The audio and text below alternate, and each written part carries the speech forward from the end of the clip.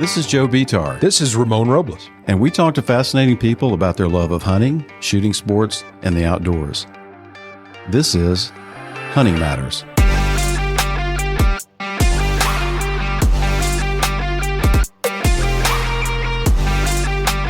Congressional Sportsmen Foundation. It's one of my favorite organizations out there. Is it as exciting as it sounds?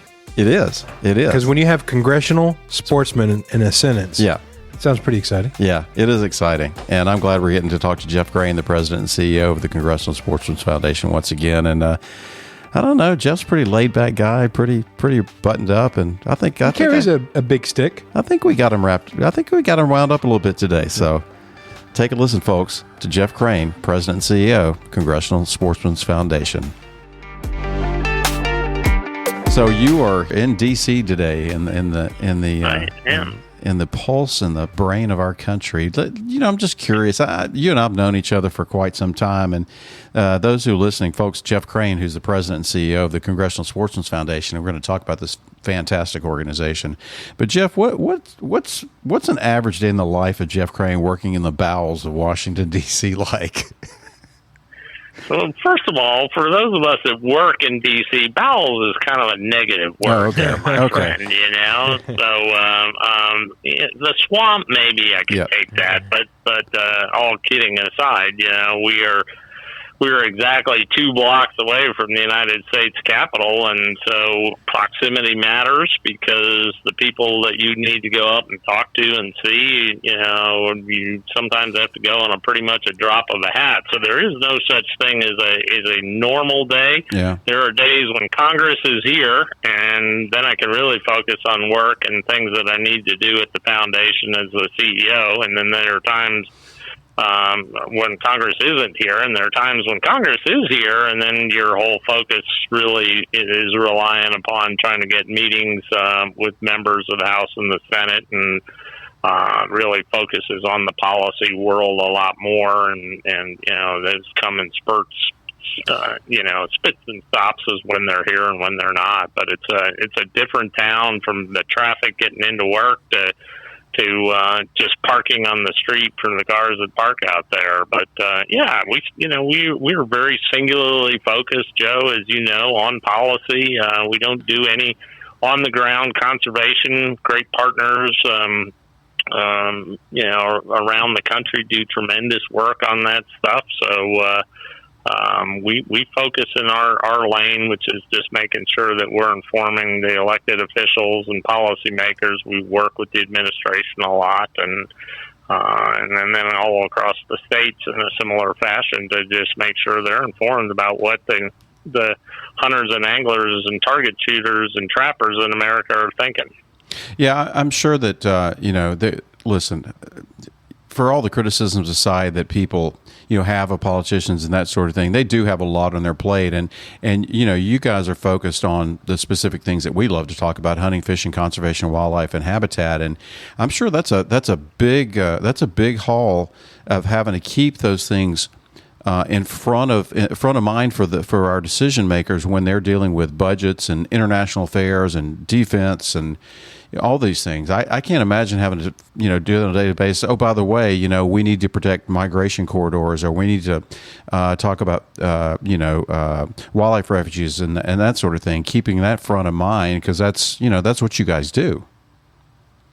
Yeah, and it can be challenging. I think that the important part and the good part about it is one that, a lot of this stuff that we talk about, everybody can identify with, who doesn't want to have clean air, clean water, wants to see nice landscapes, wants to have wildlife out there. I mean, people can relate to that. Two, sometimes our stuff is much more bipartisan than some of the other issues that these folks up here have to tackle. And so when they're getting at loggerheads with one another and can't get anything moving on certain things, we can fill their calendar with stuff that they can generally agree on, and so we're again in proximity to the Hill. We're standing by and ready to push our priorities, and our priorities meaning not CSS. Ours is our broader community, including all the folks that HSC and beyond, but yeah, it can be challenging, and there are times when you just know that, this isn't the right time to be up there when they're, trying to keep the government open and they're going into the wee hours of the morning. That's the time when you'd say, no, we're not, that's, our stuff is lost at this point, but come the following week when they're back and, they're exhausted from beating each other over on the head, maybe it's time to talk about corridors or wildlife refuges or wetlands or this kind of stuff that you just mentioned, and that's exactly how we do it. Yeah. Do you find yourself and or your staff is when they are in session? I mean, is it kind of like, I know you have a myriad of things to do on a daily basis, but I mean, do you or your staff get those phone calls? You have to get up and run over to the Capitol, or does that happen a lot? It happens. I don't know if I characterize it a lot, but it can. And if we've got a bill that is moving on the floor, we had a couple of bills at the end of April that were moving through the House, and Taylor Schmitz on our team that runs our federal policy work here in our office it seemed like he had a phone on each ear, one to the Speaker's office, one to the House Natural Resources Committee, and they were asking us, help us make sure we have the right votes to get these priorities. These are your guys' priorities. And so we were working the phones hard and running up to have member meetings and talking to them about the bills. And so sometimes the answer is yes. And you run back and forth up to the House or Senate office buildings to meet. And again, that's why being right here, you don't have to get into a taxi or an Uber and cross town and try to be there. We're right here. And, sometimes you just know you're going to camp out kind of up on Capitol Hill and be there because you're going to get them back to back, and you go in and stick your head in friendly offices and talk to them about stuff. But it's more fun when you get to go in and talk about hunting and fishing and then talk about policy. But it varies depending on where in the process a particular bill might be.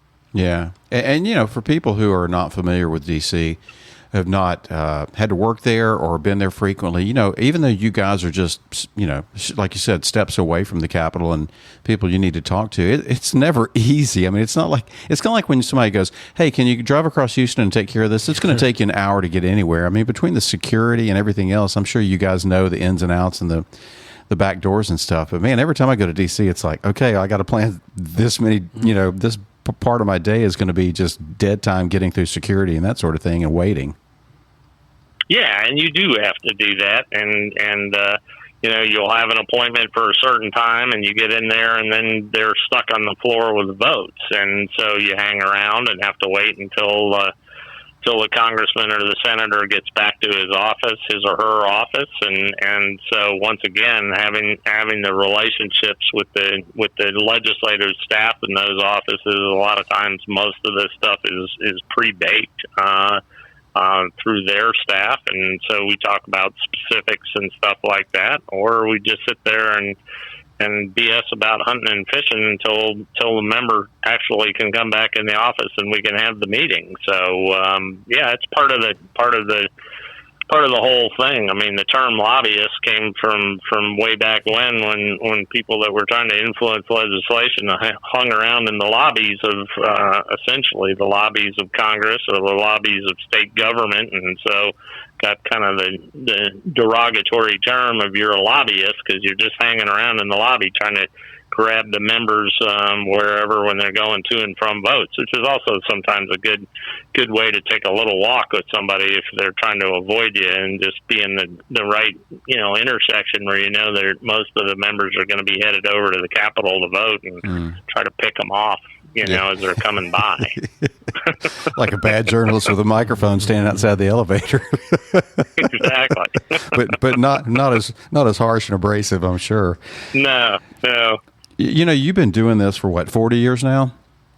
Well, I've been working in the policy arena for 40 years. I've been here at CSF for 23, but yeah, it goes back to when Ronald Reagan was in his first term when I first came and worked as a staffer on Capitol Hill in the early 1980s. So it's actually more than 40 years. Yeah. Yeah. When you get a car and you first get that new car smell and you start those sort of things, you kind of like, man, this is the best thing ever. And then the new car smell wears off. Does it, I know what your passion and your love is in regards to the outdoors.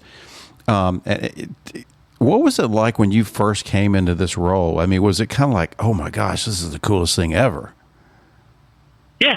It was like when I came into the role to work at Congressional Sportsmen's Foundation, I was hired to be the policy director, which at that time was only federal policy. And I thought to myself, this is the coolest thing ever. I get to go and work on issues that, as you say, I'm deeply passionate about. It's what I spend my free time is hunting and fishing. And so, and here 23 years later, and I still think, we're moving so many important things and stopping so many bad things, and have a knack for it, understand how the whole system works, the game, as it might be called, works, and so I'm still enthused to be doing it, and still get fired up about what we can go do to make sure that the next generation and the generation after that has the opportunities to get out and hunt and fish and enjoy the stuff that you and I love to do.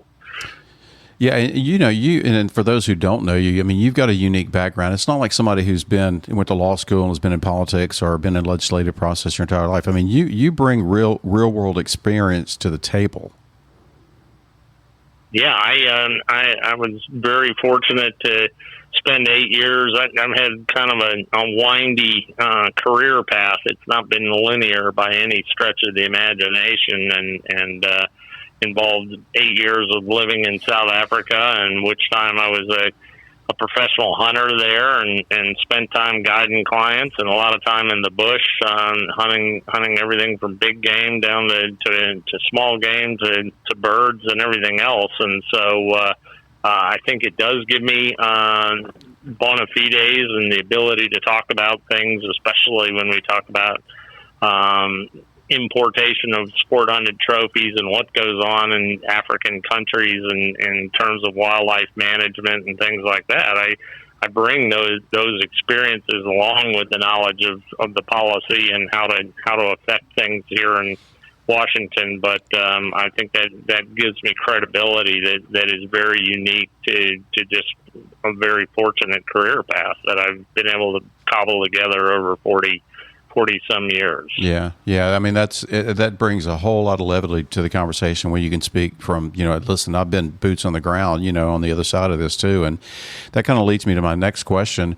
You hear it a lot. I hear it a lot. I hear it almost daily now is from my friends in South Africa and other parts of Africa is, frankly, there quite a few of them are ticked off because of some of the policies that are not only in the United States but other countries that are affecting their livelihood. And having lived there and worked there, and now you're here in the U.S.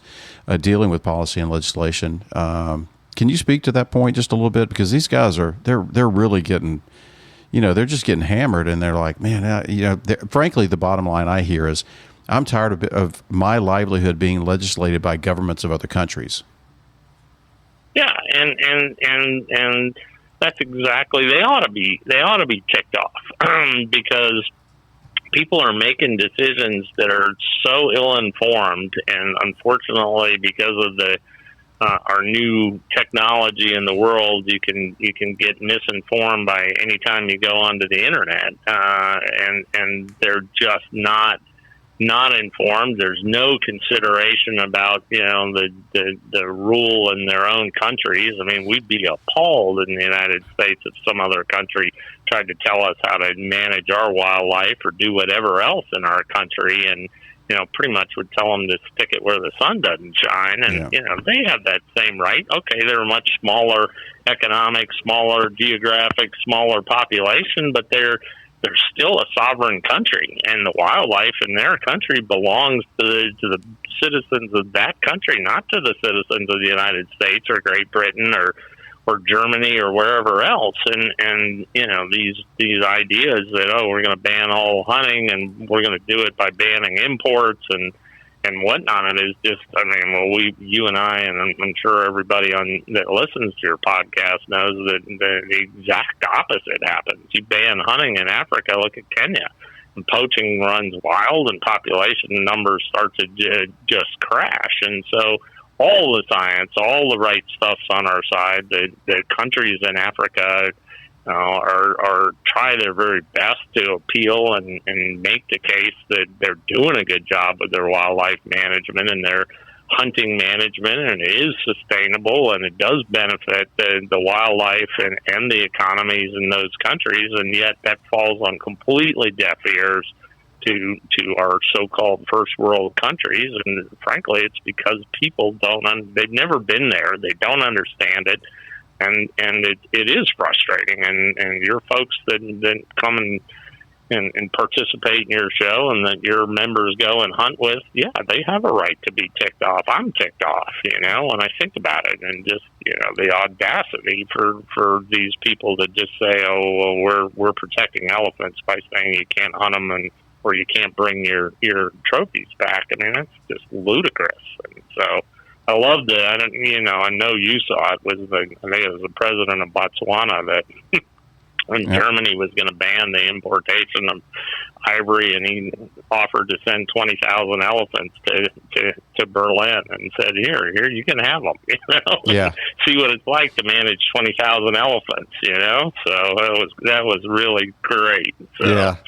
That was probably the coolest thing I've seen in a while. And not only the outfitters and the game managers and all these people who are making a livelihood are starting to stand up and be more vocal. But like you said, these presidents and these government officials in these other countries are starting to stand up. And for anybody who's I guarantee you, anybody the anti-hunting group trots out bears and cats and baby animals and that sort of thing. I guarantee you, anybody who's ever had to observe or found a carcass of a dead baby elephant next to a routine watering area because the farmers or the landowners couldn't afford the irrigation that year, that you want to talk about cruelty? Yeah. That's cruelty. Yeah, that's absolutely right. Or were they just in a place like Botswana, which is very arid and has a carrying capacity of so many elephants, it leaves their game management people no other alternatives but to go ahead and cull all those animals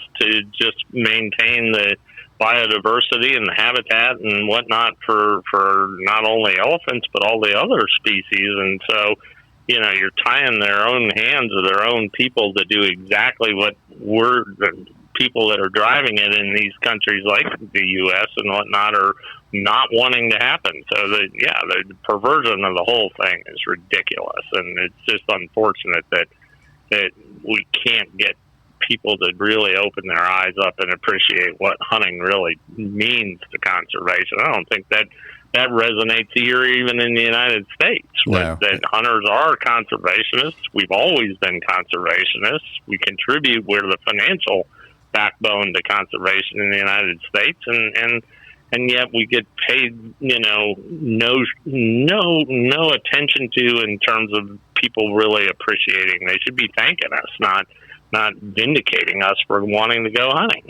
Yeah, and thousands of people have said this before me, but I'm a hunter and I love animals. I mean, I have a greater amount of respect the older I get for animals and wildlife and just sitting and watching them. But Ramona and I have talked about this before. I have a problem in my neighborhood. We're very close to a running creek, and we have a lot of critters. And I have probably trapped 20 possums, raccoons, and armadillos in the past. Just since January, and I have to come home and pull those things out of my live traps, and I have to take them and relocate them to a wooded area, 5 miles or more from the house, because I can't stand it. I can't kill them. There's no point in it. Yeah. And the same thing, Ramon doesn't know this, but we just had the trim underneath that, where we have that house on Pier and Bean. We just had the trim all replaced with the hardware cloth and everything, and I'll be, dang it, if one of the stray cats that we've been feeding that since it was born got up under there and got trapped, and I looked for that cat for 2 days. So Sunday night at midnight, I was out there with a drill because he finally came to the edge, and I had to take a bunch of that stuff down. It has nothing to do with this show, but no, I like it. But just I had to let this cat out. Yeah. He came over there and he never meows. had to let him out and had to feed him and all that stuff. And, he finally settled down a day later. But that's what's in my heart. Yeah, of course. I'm just not going to go kill something just because it's an animal. I love animals. And that's, I think, back to my original point, a lot of people who don't understand hunting and the outdoors, and for the most part, hunters are good people. I've met some of my favorite people in the world are people who hunt and fish in the outdoors. And, I just wish they would understand that most of us have the best interests of these animals and the habitats and the wild lands and the wild animals in this country and across the world in our best interests. And I don't know how to get that message across, Jeff. I just don't.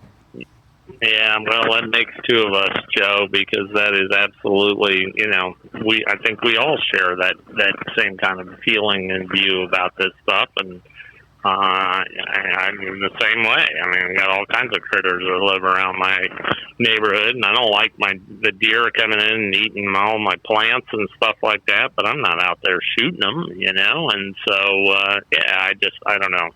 It's something we're going to have to deal with, I'm afraid, for all of our time and the next generation. And but back to just the working in the policy arena. I mean, you just gotta keep at it. You gotta be just as patient and persevere. And those people that will listen, we've got a story to tell, and we try to tell it, and we try to educate people that may not be hunters or anglers, and explain to them how this works, and sometimes it works, and we get votes that are surprising. Other times you just know you're never going to get certain people, and you don't waste your capital on those folks, I think one thing I think we need to do is put a disclaimer before Bambi indicating that hunters really aren't the bad guys as depicted in this movie. And to a broader extent, I think a lot of it has to do with stereotypes, in that in any form of media, hunters are portrayed as killers and not, savers of the environment in that regard.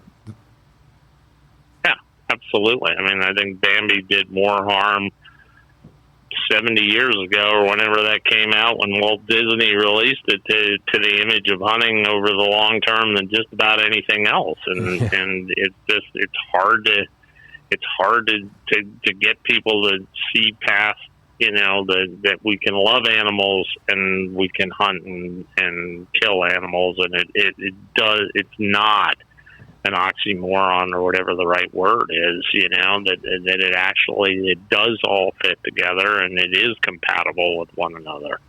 Well, what's funny is I have next weekend, or this coming weekend, I'm bringing the boys to their first little outdoor hunting extravaganza. I don't know if that's the right word. They're going to shoot their first gun, but the purpose of me going out there is we're going to get hogs, feral hog problem out there. And so we get to take them down. Really? In Texas? Yeah, if you can believe that. Right? I get to sit my boys down and go, look, the reason we're doing this is because the same reason Dad goes and eats deer or hunts deer. Yeah. So you can do this. Yeah, that's awesome. A little brag, a little beating of the chest. No, I know you've talked about doing that for a while. I'm excited you guys are getting to go do that. And frankly, I'm offended that I wasn't invited. Well, my kids are 40 and 38. So that's I figured it's time. That's kind of creepy. No, Jeff, you don't know this. They're 8 and 6. So I figure it's time for them to come out. I'm starting calling you Uncle Creepy. The Houston Safari Club Foundation is a 501c3 nonprofit organization that supports the future of hunting and conservation. Wildlife and habitat conservation, youth education and outdoor experiences, scholarships, and anti-poaching efforts are just a few of the programs supported by this organization. Monthly events, an annual convention, award-winning publications, networking opportunities, and valuable resources for hunting knowledge are just a few of the benefits of being a member of Houston Safari Club Foundation. If you're searching for a group of people dedicated to protecting the future of hunting, look no further. Join Houston Safari Club Foundation today at wehuntwegive.org or call 713-623-8844. Hunting Matters is presented by DEA Ranch. Are you looking for the ultimate South Texas hunting experience? Then look no further than DEA Ranch. DEA Ranch offers some of the best whitetail and exotic game hunts in South Texas year-round. Whether you're looking to fill your freezer or put the next hunting memory on the wall, their professional guides are focused on ensuring each client has a memorable and exciting hunting experience. DEA Ranch offers guided hunts, professional staff, chef-prepared meals, trophy preparation, and more.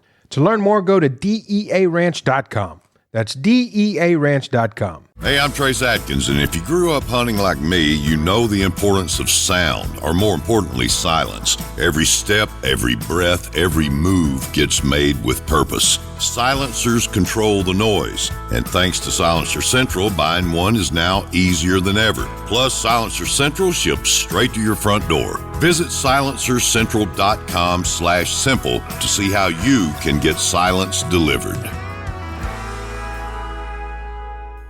Hunting Matters is presented by RC Cartridges. Founded in Italy in 1970, RC Cartridges is a family-owned business dedicated to technology, innovation, and shooting excellence. RC has a historic legacy as a provider of ammunition for Olympic champions, and they are constantly evolving with the goal of producing the highest quality cartridges available. RC is as passionate about shooting and hunting as you are. Whether it's hunting or shooting, steel or small caliber, RC Cartridges has the shotgun shell options to meet your needs.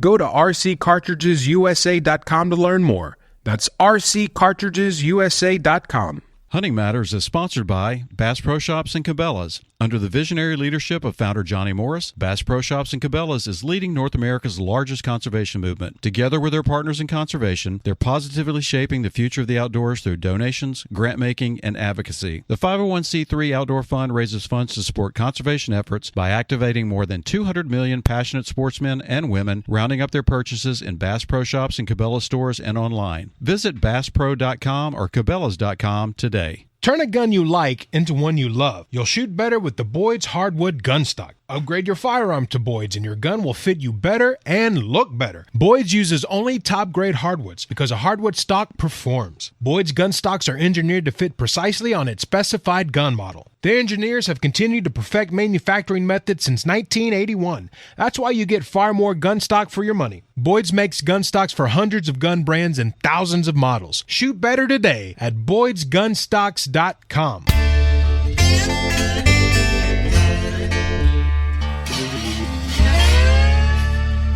Jeff, we're going to talk about some of the key legislative issues you guys are working on at the federal and state level. I want to dig a little bit more into D.C.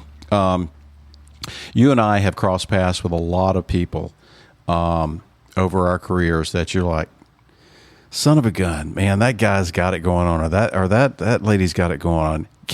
Is there somebody, and I know I'm not asking you to name a favorite or somebody, but there have been people in D.C. that have been staunch defenders of wildlife and habitat for their entire careers. Are there some new up-and-comers that we need to keep a watch on that are replacing those people that are retiring, aging out, that sort of thing that you deal with on a regular basis? Yeah, there are. I don't know what your definition of new is, because it always takes a little while to get to know the new folks that come into Congress and to see how they are. But generally speaking, there are some good folks that are filling into the ranks. I mean, we lost Congressman Don Young a couple of years ago, and there was probably no greater advocate for hunting, fishing, trapping, just the whole outdoor lifestyle than the congressman for all of Alaska. And the dean of the House went, and it was kind of like, wow, there's a giant void there, and guys like Bruce Westerman from Arkansas is now the chairman in the Committee of Natural Resources in the House, where most of our stuff goes through. Couldn't be a better leader. I mean, he's a dyed-in-the-wool, hunter and angler and outdoors guy. He's a forester by trade, so you're not going to pull anything over that kind of guy. And he's not brand new in Congress, but he is going places, and he's clearly a leader in this kind of stuff. And even a guy like Steve Scalise, who's the House Majority Leader, is from Louisiana, in the Sportsman's Paradise. He's a great guy that appreciates all this stuff. Comes out to our congressional clay shoot, and until he was diagnosed with the cancer, he'd be at everything. And just a guy that you could go and see and talk to him about strategy on things that are were trying to get onto the floor and how to do it, and he put his shoulder to the wheel. So I'm encouraged by the fact that there are enough folks that we do have people in both the House and the Senate to work with. When retirements come, we lose some of our folks. Senator Joe Manchin from West Virginia is retiring from the Senate and has been a great ally for sportsmen and women across the country. Just a really super solid guy that loves the outdoors, loves to fish, loves to hunt. Just a great guy. And you hope that we'll find people that'll backfill it. And again, part of our job is to recruit those folks and get them into the Congressional Sportsmen's Caucus and try to use the opportunities to educate them. And then we have our outdoor events and try to get them to come to the events. They haven't ever been out and shot a shotgun before, or we have beginner classes, try to get them out and at least understand what's going on. We do same thing with the staff and, make sure that they're getting exposure to the things that we do so that they do have some basis for understanding when we start talking about things. So it's a ongoing process, but I probably didn't answer your question exactly because I didn't want to name too many names Sure. and leave anybody out. But Yeah. but I'm always encouraged that people are here that we can work with. But it does underscore one point, Joe, that that is really important, and that is each and every one of us gets the opportunity to vote in a November election, and exercising that right. First of all, it is a powerful right as citizens of this great country, but the people that you send to Washington or you send to your state capital really matter in terms of if you know that they have a good stance or a background or support the kinds of things that we care about. That makes our job a heck of a lot easier than somebody that comes in here that's ardently opposed to things and predisposed to the animal rights agenda, and that makes it equally as hard on the other side. So exercising that responsibility and that privilege to vote is really important, and knowing where your candidates stand on the issues that matter to us is extremely important. And ask all your listeners to please remember on November 5th, you've got an opportunity and a responsibility, and exercise it accordingly. Is there? Yeah, that's extremely important to remember because that's going to be here before we know it. When you go to a typical legislator's website or a new candidate's website, it has here's where I stand on the issues, but they don't always have hunting and fishing and outdoor stuff on their website. Is there a central repository of information where people can go and look and go, okay, here's Ramon Robles. What is his stance on natural resources and hunting and fishing and that sort of thing? Do you guys do that, or is there a central place for it? Yeah, sorry. No. I didn't mean to interrupt. Yeah, we do. Not maybe probably in a broader brushstroke than that, in the sense that if you go onto our website, you can click on whatever, in your case, Texas, on the map in the state. You can click on the state of Texas, and all the members in the Texas congressional delegation, all the members of the Texas state legislature, the governors, and whatnot will show up. And if they're not a member of the respective sportsmen's caucuses, either in the state level or the Congressional Sportsmen's Caucus or the governors, that tells you right there, one, either they've got bad staff work, they're not educated, or that is not a priority to them. And so, that's an easy way just to ask the question, well, these caucuses stand up for the very values that we as sportsmen and women care about, and why isn't so-and-so or so-and-so a member of that caucus? Mm-hmm. And so that's a super fast way, to just see, okay, well, I'm voting for the right person because they're a member of the Congressional Caucus or the Governor's Caucus or whatnot, or maybe I'm not.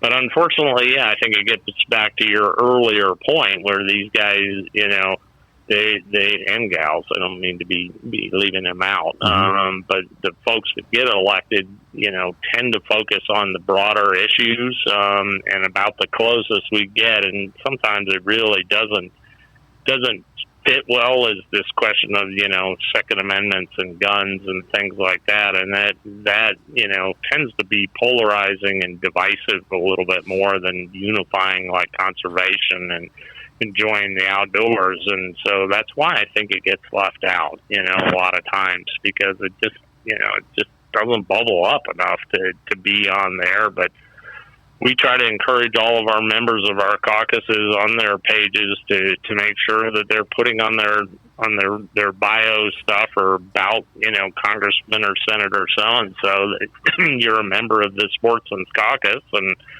we get it on some and we don't on the others. And I wish I could get 100% uniformity and everybody says, heck yeah, we're going to do that. But unfortunately, I just don't seem to always get that. But again, you can go on to the Congressional Sportsmen Foundation's website, which is www.congressionalsportsmen.org, and there's a map. You can find the map, tap on your own state, and a whole list of all of the state and federal folks will show up, not should show up in terms of who's there. That's a little bit of a bellwether, if you will. So I've been on the website looking since we started, and I've been going from state to state.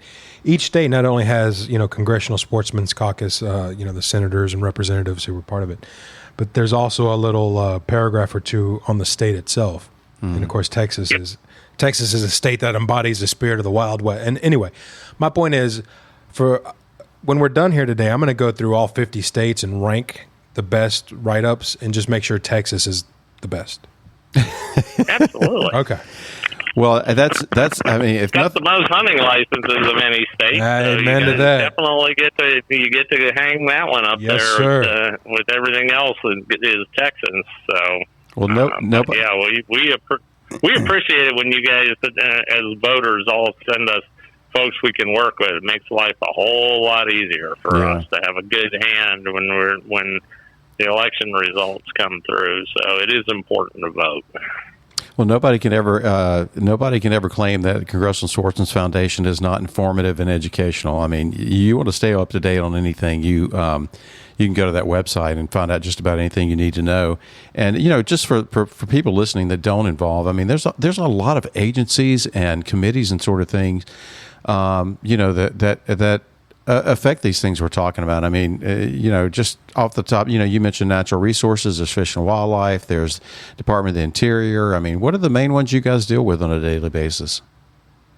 So here in Washington, the committees that we primarily deal with in the House would be the House Natural Resources Committee, the House Agriculture Committee.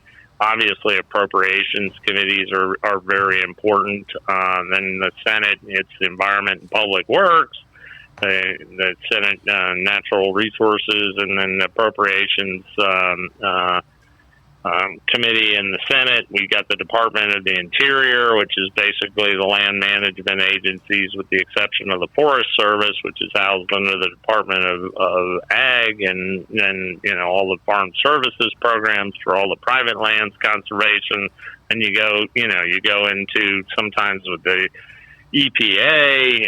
When we talk about fisheries, we're at the Department of Commerce with the National Oceanographic and Atmospheric Administration, so we're at NOAA. And so, believe me, there's a lot of moving parts, and again, it's just experience and knowing how to bypass, where to go, and having those personal relationships to be able to call somebody and talk to somebody and work your way in the process. But yeah, it is not straightforward. And then of course with all the states, they're all different, but have that same requirement at the state level. And let's remember the states really is where the rubber meets the road on a lot of our wildlife management issues, because the federal government has migratory birds and endangered species, and yes, they're the stewards of the biggest areas of land through all of our network of federal public lands, but all the decisions on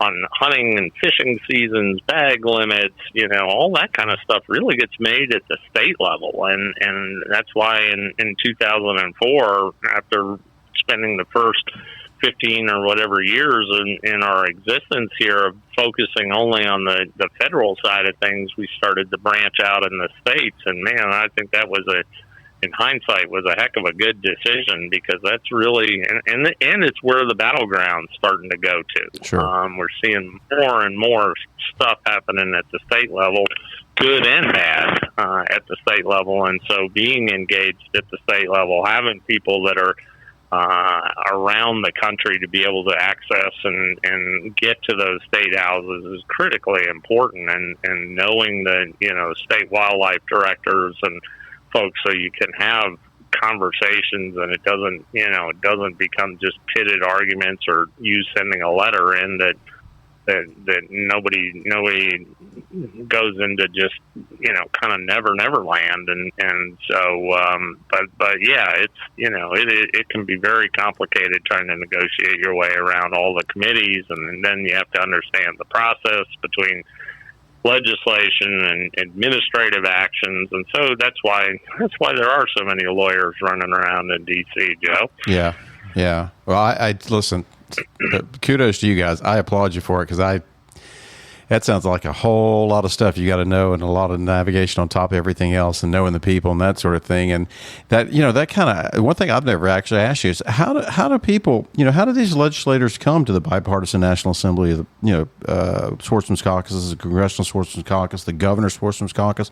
Are they recruited? Do their friends tell them about it? Do they seek you guys out? All of the above?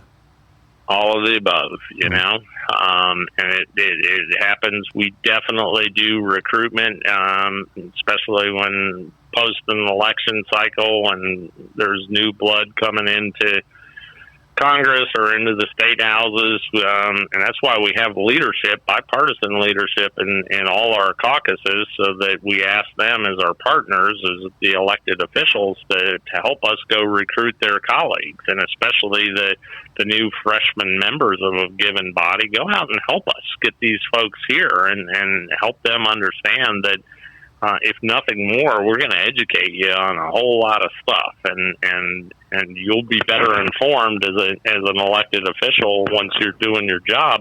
If you just are plugged into our network, we can't inform you if you're not willing to listen. And so we do all of the above to try to recruit them. But yeah, once again, if you go onto our web page and say, hey, my member of Congress isn't even in your Sportsmen's Caucus, but I think they're pretty favorably disposed to all this kind of stuff that we care about. Sometimes a call or a letter from you as a constituent can do more than certainly than us sitting here in an NGO office, and so we'll take them any way we can get them. And I believe in a big tent. I'll take the big tent and try to educate and inform people. And I don't mind debating people or discussing things or even arguing things if we have to. But that's why we try to maintain this we don't try to. We do maintain bipartisanship, because the pendulum in politics is constantly in motion. It's never sits still, and you better be able to talk to both sides of the political aisle and be able to to go in and have the meetings and be able to talk to people, or otherwise you're going to be locked out, and then you're just watching from the outside. You're a spectator instead of being a participant in the process, and that is not a good place to be, and not how we position CSF to operate. Yeah, absolutely. I mean, you guys are handling yourself well, and especially having to deal with both sides of the aisle. And while we're on that topic, I know you guys are constantly working on things at the state and federal level. So I'd like to, Ramona and I would kind of like talk to you a little bit about what are some of the latest, greatest, hottest things you guys are working on. Well, probably spend more time at the federal level, because Sure. It's just a little easier than 50 states. So I do have one thing, if we don't want to run the clock out on our time, that I do want to bring up, which is a worrisome trend we're seeing at the state level. But and I'll start with something that I'm really disappointed with at the Fish and Wildlife Service, they, back in the beginning part of the year, in February of this year, proposed the Fish and Wildlife Service, spit it out, Jeff, proposed revisions with the intent of increasing biological integrity, diversity, and environmental health. Only Washington can come up with stuff, which is, they like to call it BIDEH, BIDEH. I call it the bidet because that's what I think is about it. You know? And fundamentally, it's just, you know, it is a administrative effort to change the way that the National Wildlife Refuge System has been successfully operating on, you know, over the last 80 or plus years. And, you know, this whole thing that this is supposed to be, you know, something that is going to be better is actually making it much worse. You know, they're going to, in their proposed things, with criteria that is yet to be identified, they're basically saying no more GMO crops. They're not going to allow predator management. You know, cooperative agriculture isn't going to be allowed on the refuge system. And they basically created a system where they're tying the hands of the refuge managers, you know, to not have that adaptive ability to decide how is the best way to manage that particular unit. And it's just, I've scratched my head. They didn't consult any of us about the fact that they were even contemplating this. And, you know, originally they were going to hammer it through in a 30-day rulemaking process, which we successfully petitioned them to extend it to 90 days. And that comment period ended on May 6th. You know, but it just is baffling to me because, one, it isn't going to do any of those biological integrity things that they're talking about. And two, it's like I said, it's just handcuffing the refuge system with a bunch of other stuff that they now have to adhere to. And you know, frankly, it's a bad rule. We've been working with the service right up to the director's office, trying to tell her that, you know, we think this is a terrible idea, to the point where we frankly said there's no fixing this. They were like, well, what do you want us to tinker with? What do you want us to do to fix it? And frankly, we just said there is no fixing it. Right. It's an unnecessary idea, and I know that, you know, the American Wildlife Conservation Partners sent a letter with all of our comments that Houston signed on to, Houston Safari Club signed on to, and appreciate that. And, you know, the only problem with rulemaking, the downside to rulemaking, is they don't have to listen to any of the comments. It is a rule, an administrative rule, so they have the power to do it. So we're working now with Congress to try to see if they're going to follow through on this and publish the final rule, and it's going to say all this stuff. We're trying to work through the appropriations process to get a rider that basically says that you can't spend any money, which basically tells the Fish and Wildlife Service you can't do it, is option one. Option two is there's a new administration come January of next year. You can undo that with a stroke of a pen. Right. So, but it's just a really bad idea, and I'm not entirely sure what's motivating it. And, you know, I consider Director Williams somebody that we've had very good conversations with. And, you know, you and I were on calls with her when we were trying to work on some of the backlogs on the sport hunted trophy import stuff, and she did some very positive things, and we've worked with her really well. And this one just kind of came out of left field, and so the only thing that I can kind of think about is, well, it's an election year, and come November they're throwing bones to their faithful that are likely to support this president, and maybe they consider this a bone in that direction, but I damn sure can't figure it out. I know it's a bad idea. I'm the same boat. I, for the life of me, don't understand what the motivation is behind this, other than just whether it's, if they can get it through, it's another feather in the administration's cap. And I just shrug my shoulders to the point that, you know, I'm 3 feet taller now, but I don't get it. I'm sure you shake your head every day about a lot of stuff, but this one just, it just, as my mom used to say, this one got all over me. I just don't get it. I don't get it either. And, you know, they have not been able to justify to us and, what really is motivating it. The stuff that they're telling us is smart enough to be able to figure it out, and it just doesn't add up. And they're taking exception to our, they being the Fish and Wildlife Service is taking exception to our opposition to it. And we've said to them, why don't we take this back to the drawing board, talk about what you're really trying to do and what we think really needs to be done, and let's collectively come up with a good plan that we can put forward. And they're not willing to entertain that. So that tells me that there are other forces in play, perhaps, here that are directing this. And, so I don't know. Imagine that. That's one. That is one that we're in the middle of that battle, right now. And unfortunately, again, that being an administrative rule, they don't have to take any of our suggestions or requests or anything and can proceed ahead with it. But makes you wonder why they even have a comment. Head scratcher. It makes you wonder why they even. But I think I'm sorry, I'm just going to get on the soapbox. I think the comment period is just a obligatory act, just to say we're here and we're listening. Oh yeah. But not totally really. Not really. No, not really.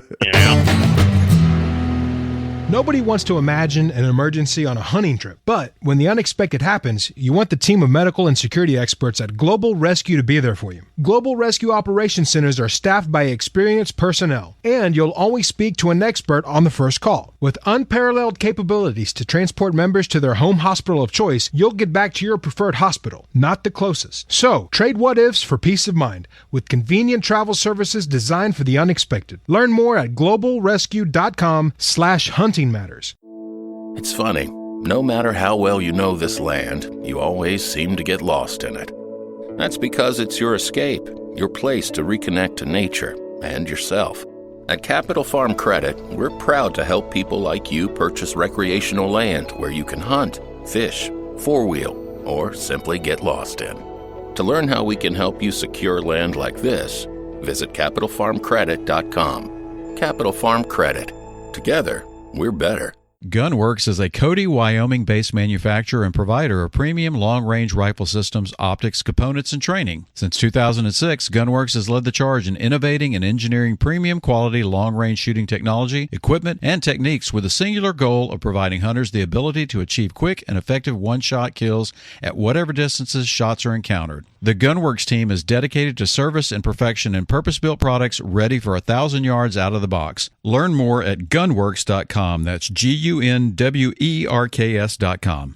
Being on a shooting team provides our youth with valuable life skills like confidence, responsibility, and leadership. However, most of the nation's youth shooting teams have little or no funding. The Midway USA Foundation is a 501c3 public charity working to sustain and grow the shooting sports industry by providing long-term funding to thousands of these teams, probably one in your community. Learn how the Midway USA Foundation is changing the future of youth shooting sports. Visit midwayusafoundation.org. Are you interested in breeding exotic wildlife as a method of generating cash flow for your ranching operation? Wildlife Partners is an innovative wildlife conservation company that is the largest breeder, buyer, and seller of exotic wildlife in America. Let them show you how wildlife breeding and ranching can help secure the future of animal species while generating cash flow and substantial first-year tax deductions. Wildlife Partners serves more than 500 private landowners in Texas and numerous conservation-minded investors throughout the U.S. Non-landowners can also own wildlife. To learn more, go to wildlifepartners.com.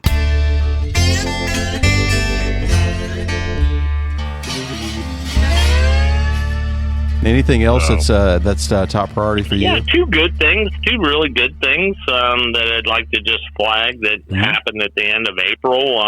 The House of Representatives passed on some call it bipartisan, because as long as you get one vote from the other party, it was a little more than one vote, but two things that we were pushing and you guys are supportive of. The first one was called Protecting Access for Hunters and Anglers Act, which is really just to try to stop the kind of arbitrary attempts to regulate traditional lead ammo and fishing tackle on the federal public lands, primarily the refuges, the BLM, and U.S. Forest Service, by just doing nothing more than putting some criteria down that the land managers need to adhere to. And, basically tying it back to the science. Where is the science that is showing that there are population declines because of lead ammo and lead fishing tackle? And if it's there, you got to take the least intrusive steps to rectify that, which I think all of us as hunters and anglers are in total agreement with, and so, and that one passed the House, and then the other one was back to the old gray wolf, which has been nothing but a political football going back and forth, and that passed that would basically reinstate the 2020 rule to delist the gray wolf in the lower 48. So, that was another really, really impressive one. Do I think that these are going to get through the Senate? I don't know. We're going to keep trying, but it's a bit of a harder hurdle to get them through the Senate. But it was our champions in the House of Representatives did a really good job in putting these together and getting them onto the floor. And when I was referencing Taylor having phones on like every year and trying to run up to the hill at the same time, those were those votes, and they happened, on the same day. So, really? Yeah. Wow. So I'm pretty proud of the ability to get that done. But and then shifting gears to the state side thing.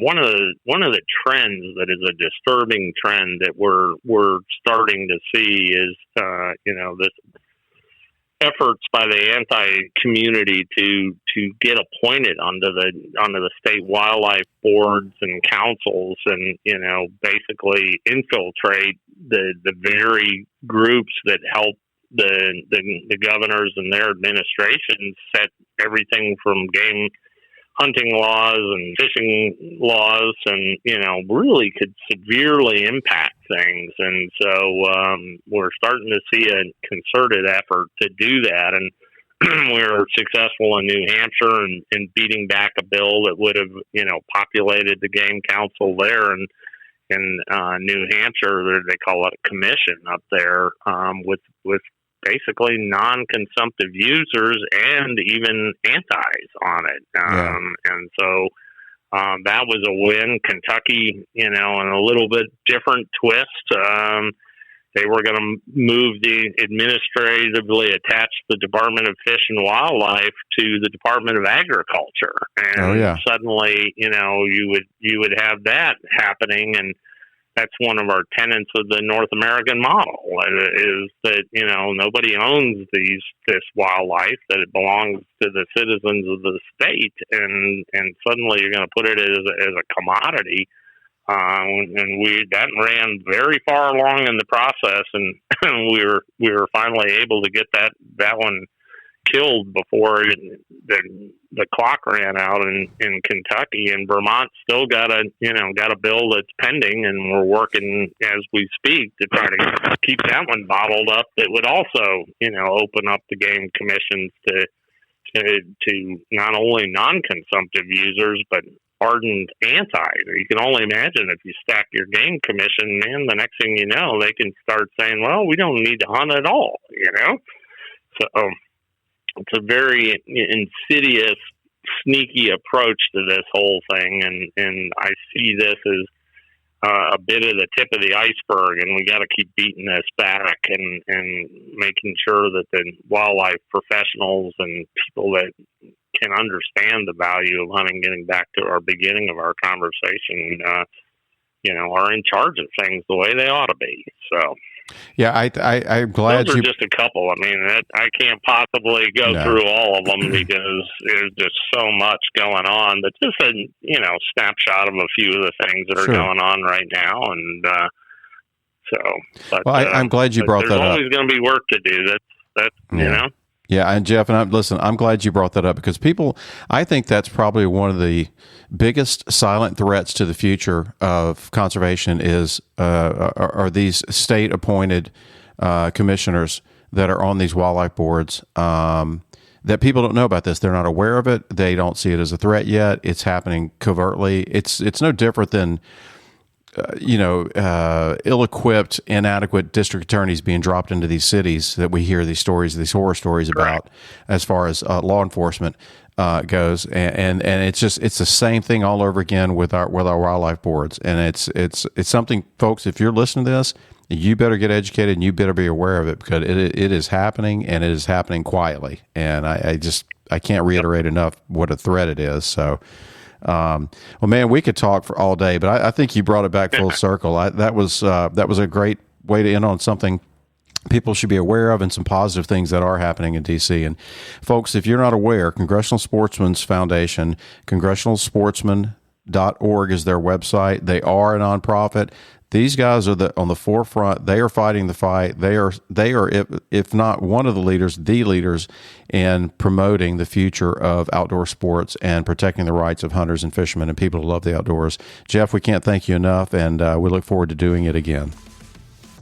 Well, thank you, fellas. It's always a pleasure, and appreciate the partnership and the support and whatnot we get from the Houston Safari Club, and happy to join you. And I don't know if your spring turkey season is still going in Texas. We got a few more weeks here in Maryland, but if it is, good luck out there. And if it's fishing season, good luck out on the water. So thank you, guys. I really appreciate this opportunity.